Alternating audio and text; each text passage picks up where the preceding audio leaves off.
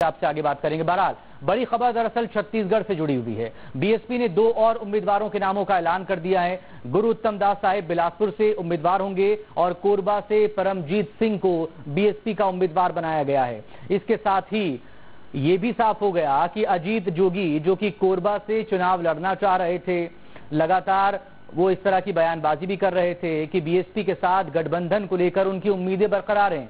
आज शायद वो उम्मीदें पूरी तरह से टूट गई होंगी।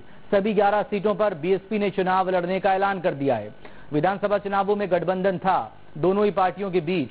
5 सीटें जनता कांग्रेस छत्तीसगढ़ ने जीती और 2 सीटें बीएसपी के खाते में आई। यानी कि गठबंधन हुआ तो ज्यादा फायदा, यानी कि वोट पोलराइजेशन जो शिफ्टिंग हुई तो उसमें अजीत जोगी की पार्टी को ज्यादा मिला है। और नतीजों के बाद से ही जिस तरह की प्रतिक्रियाएं और रिएक्शंस आ रहे थे, इस बात की उम्मीद बहुत कम थी कि ये गठबंधन लोकसभा चुनावों में भी दिखेगा। हालांकि अजीत जोगी लगातार इस गठबंधन को लेकर अपनी उम्मीद और अपनी ख्वाहिशें जाहिर करते रहे। ऐसे वक्त में भी जब 8 सीटों पर बीएसपी ने अपने उम्मीदवार उतार दिए थे, तब भी अजीत जोगी इस उम्मीद में थे कि कोरबा से, चूंकि वो खुद दावेदारी अपनी पेश कर रहे हैं, तो कोरबा की सीट और बाकी जो और सीटें बची थी, एक बिलासपुर की भी जहां पर उम्मीदवार का ऐलान नहीं हुआ था, तो इन सीटों पर कम से कम बीएसपी उन्हें समर्थन देगी, अपना उम्मीदवार नहीं उतारेगी, तो शायद गठबंधन ये उनका बाकी रहे और वो खुद दिल्ली जाने का जो सपना देख रहे हैं वो कोरबा या बिलासपुर सीट से अपनी उम्मीदवारी पेश करते हुए इसे जिंदा रखें। बहरहाल अब कोरबा और बिलासपुर, इन दोनों लोकसभा सीटों से भी बीएसपी ने अपने उम्मीदवारों के नामों का ऐलान कर दिया है। कल ये खबर उस वक्त भी आई थी जब कोरबा के जो उम्मीदवार हैं उन्होंने कोरिया पहुंचकर, जिला है कोरिया छत्तीसगढ़ का, वहां पहुंचकर नामांकन फॉर्म भी ले लिया था। तो इस बारे में साफ होने को लेकर कुछ ज्यादा बचा नहीं था, लेकिन आज उम्मीदवारों के नाम का औपचारिक तौर पर ऐलान होने के बाद जो बची उम्मीद थी अजीत जोगी की, शायद वो भी अब टूट गई है। और इसी के साथ ही अजीत जोगी की पार्टी ने भी ये साफ कर दिया है कि वो कोई अपना उम्मीदवार नहीं उतारेंगे लोकसभा चुनावों में। तो बिलासपुर से गुरु उत्तम दास साहेब उम्मीदवार बनाए गए हैं और कोरबा से परमजीत सिंह बीएसपी के टिकट पर उम्मीदवार हैं। तो तीसरी शक्ति के तौर पर जिस महागठबंधन का वजूद विधानसभा चुनावों के दौरान छत्तीसगढ़ के लोगों के सामने आया था, नतीजों में वो दिखा नहीं और अब लोकसभा चुनावों से पहले भी इसको लेकर कुछ साफ नहीं हो पाया है। इस बीच बीएसपी ने जो बिलासपुर और कोरबा लोकसभा की सीटें हैं वहां से भी अपने उम्मीदवारों के नामों का ऐलान कर दिया है।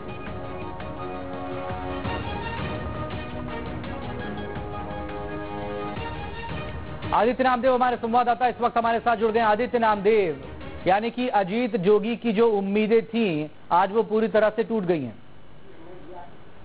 हमें वो सब कुछ करना है जिससे बिल्कुल, देखिए अभी तक जो जानकारी आई है अजीत जोगी जो है वो चुनाव नहीं लड़ेंगे, साफ हो गया है। छत्तीसगढ़ जनता कांग्रेस एक भी सीट पर लोकसभा में अपने उम्मीदवार नहीं उतारेगी। ये बड़ी ब्रेकिंग है जो न्यूज स्टेट मध्य प्रदेश छत्तीसगढ़ आपको दे रहा है। 11 की 11 लोकसभा सीटों पे कहीं से भी अजीत जोगी की पार्टी नहीं लड़ेगी, बिल्कुल साफ है इसका मतलब। और अमित जोगी इसका ऐलान करने वाले हैं। 1 मिनट के अंदर अमित जोगी भी हमारे साथ जुड़ेंगे। बड़ी खबर है ये सीधे तौर पर कि उनका ये कहना है कि बसपा का जो गठबंधन है वो लोकसभा तक बरकरार रहेगा। भारतीय जनता पार्टी को रोकने के लिए तमाम चीजें जो कर सकती जनता कांग्रेस वो तमाम चीजें करेंगी, लेकिन सीधे तौर पर यहाँ पर जो चीजें नजर आ रही है, अपना कोई भी उम्मीदवार लोकसभा चुनाव में अजीत जोगी नहीं उतारेंगे। आदित्य, पहले जब महागठबंधन वजूद में आया था विधानसभा के चुनाव से, तब बीजेपी को रोकने के साथ साथ कांग्रेस को रोकने की बात कही गई। फिर बीच में इस तरह का बयान आ गया कि जरूरत पड़ी तो वो समर्थन ले सकते हैं। जब वो किंग मेकर की भूमिका में खुद को देख रहे थे, नतीजों के बाद सब कुछ बदल गया और जो रणनीति थी जब वो नाकाम होती है तो अजीत जोगी जैसा राजनीति का महारथी अब लोकसभा चुनावों से पहले बीजेपी को रोकने की बात कर रहा है। तो क्या सॉफ्ट कॉर्नर अब कांग्रेस के लिए है अजीत जोगी के दिमाग में और दिल में?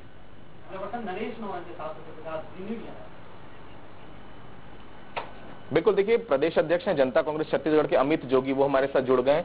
अमित जी, मेरा सीधा सवाल, जनता कांग्रेस छत्तीसगढ़ 11 सीटों पर क्या लोकसभा चुनाव फाइट नहीं करने जा रही है? हमारा गठबंधन बहुजन समाज पार्टी के साथ हुआ है। ये राष्ट्रीय चुनाव है। बहुजन समाज पार्टी एक राष्ट्रीय पार्टी है और इसीलिए संयुक्त रूप से ये निर्णय लिया गया है कि हमारा जो गठबंधन है वो बहुजन समाज पार्टी के चुनाव चिन्ह पर 11 सीटों पर अपना प्रत्याशी उतारेगा। और जहां तक हमारी राजनीतिक लक्ष्य की बात है, हमने ये निर्णय लिया है कि हमें हर कीमत पे प्रदेश की 11 सीटों में भाजपा को, सांप्रदायिक ताकतों को, नरेंद्र मोदी जी को और अमित शाह जी को पराजित करना है, परास्त करना है। और हम अपने कार्यकर्ताओं से अपील करते हैं कि वो हर वो कदम लें जिससे कि भाजपा हर सीट में पराजित हो। अमित जी, बड़ा सवाल है, बसपा का जो मैंडेट है, बसपा का जो तमाम समीकरण है वो जांजगीर के आसपास और इर्द गिर्द ही रहता है। बाकी 10 सीटों पर अगर मैं बात करूं, जब आप सीधे तौर पर बीजेपी के खिलाफ जाने की बात कर रहे हैं, कांग्रेस एक बड़ी पार्टी है, तो क्या इन 10 सीटों पर कांग्रेस के साथ भी आपके जो तमाम कार्यकर्ता है वो जा सकते हैं? देखिए, जो बीजेपी को रोकने के लिए हमारा प्राथमिक लक्ष्य है, हमारे नेता ने इसको कहा है कि हमारा पहला और अंतिम लक्ष्य प्रदेश की सभी 11 सीटों में सांप्रदायिक ताकतों को भारतीय जनता पार्टी को रोकना है। और इसके लिए हमारे नेता ने आह्वान किया है कार्यकर्ताओं को कि वो अपना सर्वस्व न्योछावर कर दें। अब इसका क्या अर्थ लेना है, हमारे कार्यकर्ता बहुत समझदार हैं, वो अपनी समझ और सूझबूझ से कार्य करेंगे। अमित जोगी जी, राजनीति के बहुत माहिर खिलाड़ी माने जाते हैं आपने एक शब्द एक लाइन पे बहुत कुछ कह दिया, उसका सीधा मायने नहीं बताया, लेकिन आपने बता दिया कि कार्यकर्ता ये डिसाइड कर लें कि अगली 10 लोकसभा में उनको क्या करना है। भाजपा को रोकना है तो सीधा सवाल, सिर्फ बसपा के साथ भी वो जा सकते हैं या कांग्रेस के साथ भी वो जा सकते हैं? हर वो चीज करनी है जिससे कि भाजपा परास्त हो, भले कांग्रेस के साथ वो चले जाएं। मैं ये नहीं कहूंगा, हम एक गठबंधन में हैं, हमारा गठबंधन धर्म है। आप भी जानते हैं बसपा का जांजगीर के अलावा कहीं और उसका हम पालन कर रहे हैं। जिस प्रकार अभी लोकसभा चुनाव है, राष्ट्रीय चुनाव है, हमने सारी 11 की 11 सीटें बसपा के प्रत्याशियों के लिए छोड़ दी है। बसपा लड़ाए, हम उनका जहां जहां संभव होगा सहयोग करेंगे। और जहां तक आने वाले नगरीय निकाय, पंचायती राज, छात्र संघ और मजदूर संघ के चुनाव हैं, वो हम अपने दम पर, अपने चिन्ह पर गठबंधन की तरफ से लड़ेंगे। दूसरी चीज ये है अमित जी, सबसे बड़ा सवाल है, अजीत जोगी जी से पूछे बगैर तमाम बसपा ने अपने कैंडिडेट्स डिक्लेयर किए। अगर गठबंधन धर्म अजीत जोगी निभा रहे हैं, क्या बसपा ने निभाया गठबंधन धर्म? पहला सवाल। दूसरा सवाल, अगर गठबंधन से बिना पूछे ही तमाम लोगों को डिक्लेयर कर दिया गया, तमाम नाम सामने आ गया, आज कोरबा से भी सामने आ गया, बिलासपुर से भी सामने आ गया, रायपुर से भी तमाम प्रत्याशियों ने नामांकन ले लिए, अब इस गठबंधन में बचा क्या है? गठबंधन जो दो दलों के बीच नहीं हुआ था, दो दिलों का मिलन हुआ था और वो आज भी बरकरार है। और ये कहना गलत है कि जोगी जी को जानकारी नहीं थी, पार्टी को जानकारी थी। और आपस में फिर जोगी जी ने क्यों कहा था कि मैं कोरबा से चुनाव लड़ूंगा, धर्मजीत सिंह बिलासपुर से चुनाव लड़ सकते हैं? देखिए, आदित्य, जोगी जी ने ये नहीं कहा था कि मैं कोरबा से चुनाव लड़ूंगा, उन्होंने ये कहा था कि मैं इस पर विचार कर रहा हूं। बोलिए मकसूद जी। आदित्य, बहुत शुक्रिया। वक्त की चूंकि कमी है, तमाम डिटेल हमसे पहुंचाने के लिए कुछ सवाल मेरे भी थे, बहरहाल आगे मौका मिला तो जरूर पूछ